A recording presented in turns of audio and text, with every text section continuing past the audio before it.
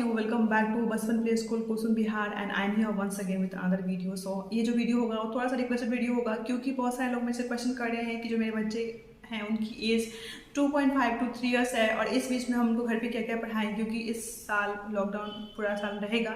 Last year भी था, इस बीच उनको हम क्या पढ़ाएं क्या ना पढ़ाएं, क्योंकि बहुत ही हमारे लिए एक डिफ़िकल्ट होता है। नॉर्मली जो चीज़ होती है वो सबको पता होता है कि क्या चीज़ें पढ़ानी है। बेसिक्स जो है ABCD पढ़ा लिए, नंबर्स पढ़ा लिए, लेकिन इसके अलावा भी और भी कई सारी चीज़ें होती हैं जो कि बच्चों को पढ़ाना जरूरी होता है, जो कि बेसिकली प्ले ग्रुप में करवाई जाती है। लेकिन क्योंकि आप बच्चे को अभी के टाइम में प्ले स्कूल में नहीं भेज सकते हैं, तो इसलिए ज़रूरी है कि वो सारी चीज़ें आप घर पे ही करवाएं। हालांकि आप वो वैसा इन्वायरमेंट नहीं दे सकते हैं, लेकिन सारी जो भी स्टडीज़ वगैरह है वो आप घर पे करवा सकते हैं। तो यहाँ पे हम बात करने वाले हैं कि आप लॉकडाउन में अपने 2.5 या फिर 3 इयर्स का आपका बच्चा है एंड आप बिकॉज ऑफ कोविड-19 आपने प्ले स्कूल में उसको नहीं डाला है, तो उसको आप घर पे कैसे पढ़ा सकते हैं। सो अगर आप ऐसे पेरेंट्स हैं तो डोंट फॉरगेट टू सब्सक्राइब बचपन play school Kusum Bihar. Here you can get all the information then how can you teach your kid at home during this time of lockdown, guys. So let's go ahead in this video. Yeah, so first of all I would like to tell you that it is not important कि आपने बच्चे को A to Z सिखा दिया and उसने बोलना सीख लिया A for apple, B for ball and so on। यहाँ पे इम्पॉर्टेंट ये होता है कि हम उसको प्रॉपरली लाइन में राइटिंग करना कैसे सिखाएं, यानी कि जो इंग्लिश की कॉपी होती है 3 लाइन वाली, उसमें उनको हम ABCD कैसे लिखना सिखाएं, साथ ही साथ उसके फोनिक साउंड के बारे में बताएं। A फॉर क्या होता है ये तो हम बताएंगे, ये बेसिक्स है, ये बताने की मुझे ज़रूरत नहीं है। हर लेटर से उसको 2-3 वर्ड्स कैसे बताएं, जैसे A से A फॉर एप्पल होता है, बेसिकली सबको पता है। एक आप और वर्ड A फॉर बताएं। ऐसे ही जितने भी 26 अल्फ़ाबेट्स हैं सबसे स्टार्ट होने वाले 2 to 3 वर्ड्स उनको बताने की कोशिश करें ओरली ही, ताकि उनकी जो माइंड है उसकी क्रिएटिविटी है वो इन्हांस हो सके। क्योंकि बेसिकली प्ले ग्रुप यही करता है कि बच्चे को जो चीज़ आता है या फिर जो चीज़ बेसिक है उसको डीपली जाके या फिर उसको और एक्सपैंड करके पढ़ाता है, ताकि जो बच्चे की क्रिएटिविटी है वो इन्हांस हो एंड साथ ही उनका मेमोरी पावर भी इन्हांस हो। तो ज़रूरी नहीं है कि हम A to Z करवाएं, ज़रूरी है कि A to Z के साथ साथ हम सारे लेटर से स्टार्ट होने वाले 2-3 वर्ड्स को उनको रिमाइंड करवाएं एंड साथ ही साथ उसको प्रॉपर लाइन में लिखना सिखाएं। तो यहाँ पे मैं सारी चीज़ें आपको प्ले ग्रुप एंड नर्सरी के मद्देनजर रख के मैं आपके सामने शेयर करने वाली हूँ। सो यहाँ पे सारी चीज़ें हम प्ले ग्रुप और नर्सरी के अकॉर्डिंग ही डिस्कस करने वाले हैं। तो ये बातें हो गई इंग्लिश की, और इसमें और भी कई सारी चीज़ें होती हैं जो कि हम बच्चे को करवा सकते हैं। हम बहुत सारे लेटर्स को किसी भी पेज पे लिख सकते हैं एंड उसमें बच्चे को फाइंड करने बोल सकते हैं, सर्च करने बोल सकते हैं, ताकि जो उसके लेटर की आइडेंटिफिकेशन है वो मालूम हो सके। क्योंकि बहुत सारे बच्चे ऐसे होते हैं जिनको A to Z लिखने आता है, सीक्वेंस वाइज लिखेंगे, लेकिन अगर हम बोलेंगे कि उसमें से कोई लेटर पिक करके आप अलग लिखो या फिर वो लेटर कैसा है उसको आइडेंटिफाई करो, तो they are not able to recognise that. That's why हम उसको इस तरीके से कर सकते हैं कि लेटर को अलग अलग लेटर्स में मिक्स करके और उसमें से किसी पर्टिकुलर लेटर का नाम देके बोले कि आप उसको आइडेंटिफाई करो and then they will be able to recognise all the letters. So ये बातें हो गई A to Z की। इसमें ना सिर्फ हम A to Z नहीं सिखाएंगे बल्कि बहुत सारी चीज़ें आती हैं जिसके लिए एक सेपरेट वीडियो मैं बनाने वाली हूँ आगे में कि A to Z बच्चों को कैसे सिखाएं अगर वो प्ले ग्रुप में है। तो अगर आपको इस टाइप से कुछ वीडियो चाहिए तो आप मुझे कमेंट करके बताइएगा। उसके बाद आती है बारी और मैथ्स की। तो मैथ्स बेसिकली जो प्ले ग्रुप का या नर्सरी का जो सिलेबस होता है वो होता है 1 to 30। तो आप स्टार्टिंग में जब बच्चा कुछ भी नहीं जानता है तो उस टाइम हम स्टार्ट कर सकते हैं ओरल से। उनको हम 1 to 10 पहले लर्न करवाएंगे एंड उसके बाद में 10 to 20 एंड उसके बाद में 20 to 30। तो बेसिकली ये जो 1 to 30 नंबर्स होता है वो होता है प्ले ग्रुप और नर्सरी के लिए। लेकिन प्ले ग्रुप में सिर्फ ओरल होगा एंड नर्सरी क्लास में राइटिंग होगी, तो आप उसको घर पे प्रैक्टिस करवा सकते हैं राइटिंग की। राइटिंग के लिए कैसे करना है इसके लिए भी एक सेपरेट वीडियो आपको जाएगा कि हम कैसे बच्चे को स्टार्टिंग में 1 to 3 लिखना सिखा सकते हैं। तो बहुत सारे पेरेंट्स या फिर बहुत सारे टीचर्स ऐसे क्या करते हैं कि एक साथ में 1 2 3 4 5 नंबर लिख दिया एंड साथ में बोल दिए बच्चे को कि आप इसको देख के कॉपी करो। तो this is not right way to teach the kid. जब वो स्टार्टिंग में स्टार्ट कर रहे होते हैं, जब उनका लेवल 1 होता है, लेवल 0 होता है, तो उस टाइम में हमें लेवल 0 से ही स्टार्ट करना होता है। तो कैसे उसको हम पहले डॉट्स पे करेंगे, फिर उसको कैसे हम ट्रेस करेंगे, सॉरी पहले कैसे हम ट्रेस करेंगे, फिर कैसे डॉट्स पर लिखेंगे, एंड उसके बाद में कैसे सेल्फ राइटिंग होगी, वो सारी चीज़ सिखाई जाती है। और यहाँ पे मैथ्स में सिर्फ राइटिंग ही और काउंटिंग ही नहीं आती है, बल्कि हम उनको फिंगर दिखा के फिंगर काउंटिंग भी सिखा सकते हैं, हैंड के फिंगर्स को, लेग के फिंगर्स को लाइन खींच के काउंट करके सिखा सकते हैं।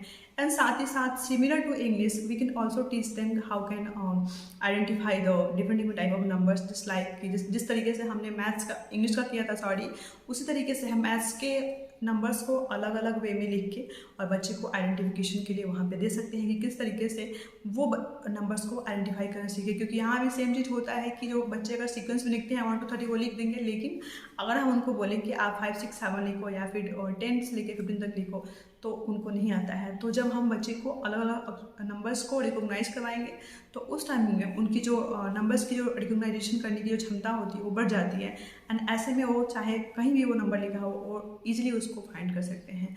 So apart this there is one more subject that is Hindi, and it is also important for nursery and level 0 यानी कि प्ले ग्रुप। तो नर्सरी में बेसिकली जो होता है वो हम करवाते हैं अ से लेके अ तक, एंड साथ ही साथ प्ले ग्रुप में हम अ से लेके अ तक ओरल होता है।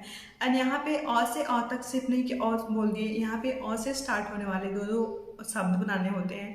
जैसा मैंने आपको बताया कि इंग्लिश में जस्ट हर एक लेटर से स्टार्ट होने वाले 2-3 वर्ड्स बच्चे को आप सिखाइए घर पे, एंड इसके साथ साथ जो हिंदी का अ से लेके अ तक है उसमें से आप हर अक्षर से बनने वाले 2-3 शब्दों को उनको सिखाइए, ताकि बच्चे जो हैं उनकी क्रिएटिविटी बढ़े, उनकी प्रोडक्टिविटी बढ़े, एंड साथ ही साथ उनकी जो मेमोरी पावर है वो भी इन्हांस हो, जैसा मैंने आपको पहले बताया है।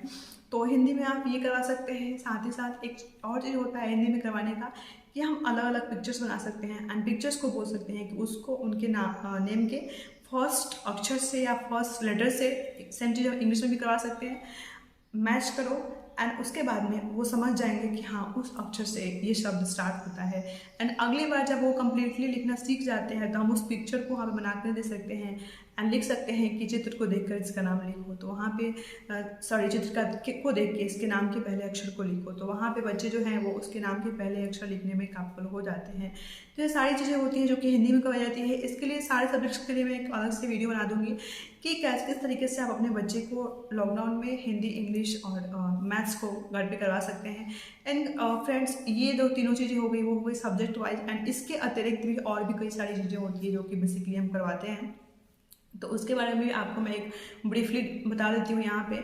इसके अलावा में फ्रूट्स नेम जो भी है, at least 10 fruits name, 10 vegetables name, 10 animals name, 10 birds name, ये सारी चीज़ें आप बच्चे को लर्न करवा सकते हैं घर पे।